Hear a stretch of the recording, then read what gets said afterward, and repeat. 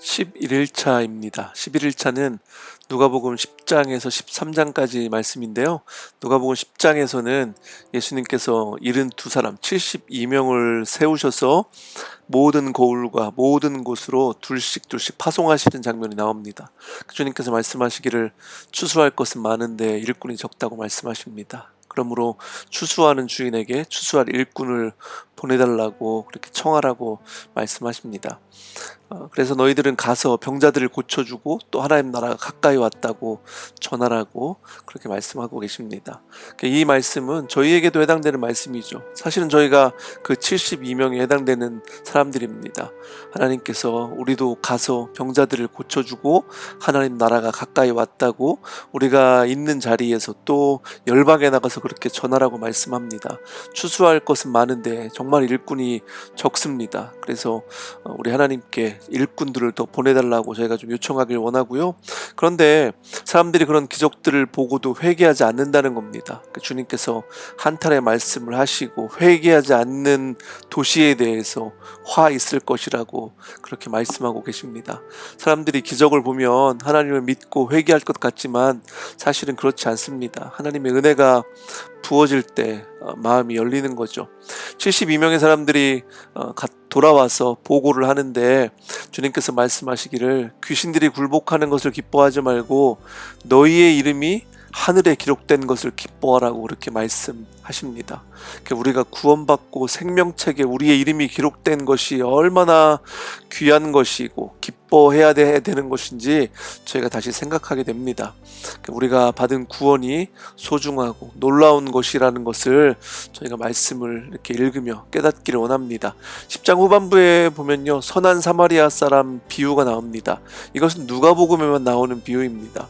율법 교사가 누가 내 이웃입니까? 라고 예수님께 질문했을 때 예수님께서 선한 사마리아 사람 비유를 말씀하시면서 너도 이와 같이 가서 행하라고 그렇게 말씀하십니다. 우리 주변에도 인생에 강도 맞은 사람들이 정말 많이 있습니다. 그래서 우리가 주님께서 말씀하신 대로 그 사람들의 이웃이 되어서 그 사람들을 돌보고 또 그 사람들에게 복음을 전할 수 있는 그런 저희 삶이 되길 원합니다. 11장에서는 마태복음 6장에 나오는 주님이 가르치시는 기도, 그 주기도문이 나옵니다. 아버지의 그 이름이 거룩하게 하여 주시고 그 나라가 오게 하여 주시고 날마다 우리에게 필요한 양식을 내려달라는 그런 기도입니다. 주님께서 우리에게 가르쳐 주신 기도죠. 우리의 기도는 다른 것이 아니라 이 땅에 하나님의 이름이 거룩하게 되는 것이고 또 하나님 나라가 이 땅에 임하는 것입니다. 그 하나님 나라는 사실 이미 우리의 영혼 가운데 함께하고 계시고 우리의 삶 가운데 함께하고 계시는 거죠.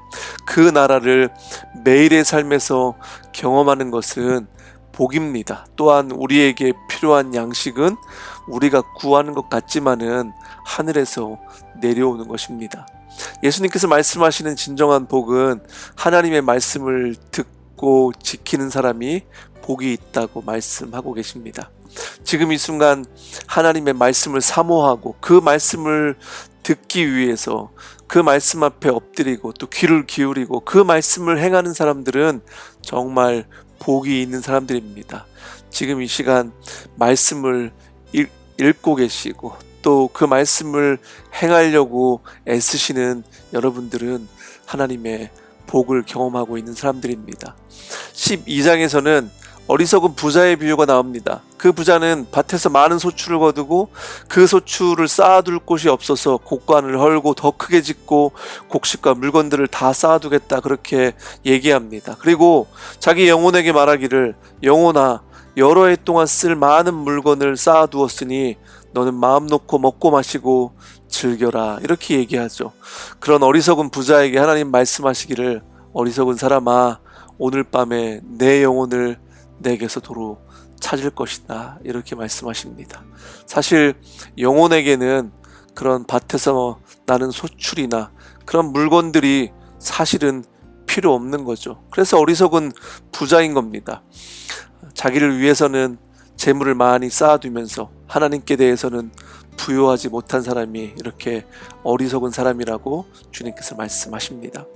물질적으로 풍요로운 시대를 저희가 살고 있습니다. 하지만 우리의 영혼들을 돌보지 않습니다. 말씀을 가까이 하지 않고 기도하지 않습니다. 하나님께서 그런 영혼들을 향한 하나님의 말씀이 이 말씀이라고 생각합니다. 저희는 무엇보다 하나님께 대해서 부유한 삶이 되기를 원합니다. 우리의 영혼이 하나님께 대해서 부유해지는 그런 삶이 되기를 원합니다.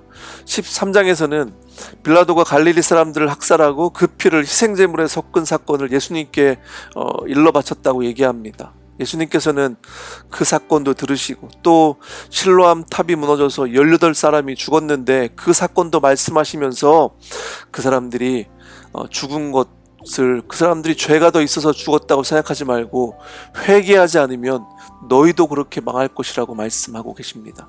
죄가 얼마나 무섭고 죄의 결과가 얼마나 참혹한지 이 말씀을 저희가 읽으면서 깨닫기를 원합니다. 회개하지 않으면 결국은 그렇게 똑같이 참혹하게 망할 것이라는 것을 우리 주님께서 말씀하고 계십니다. 구원받을 사람이 정냐고 묻는 어떤 사람의 질문에 예수님은 너희는 좁은 문으로 들어가기를 힘쓰라고 하십니다. 들어가려고 해도 들어가지 못하는 사람이 많을 것이라고 그렇게 말씀하십니다. 우리에게 경고의 말씀을 하고 계신 거죠. 구원받을 사람이 그렇게 많지 않을 수 있다는 겁니다. 말씀 앞에 우리의 모습을 비춰보고 은혜로 받은 구원을 두렵고 떨림으로 이루어가는 저희의 삶이 되길 원합니다. 그리고 주님 오실 날을 기다리는 저희의 삶으로 거룩한 신부로 그렇게 주님의 재림을 준비하는 저와 여러분의 삶이 되기를 기도합니다. 누가복음 또 이 10장부터 13장의 말씀을 읽으시며 우리의 영혼 가운데 도전하시는 주님의 음성이 들려지는 그런 시간이 되기를 원합니다. 감사합니다.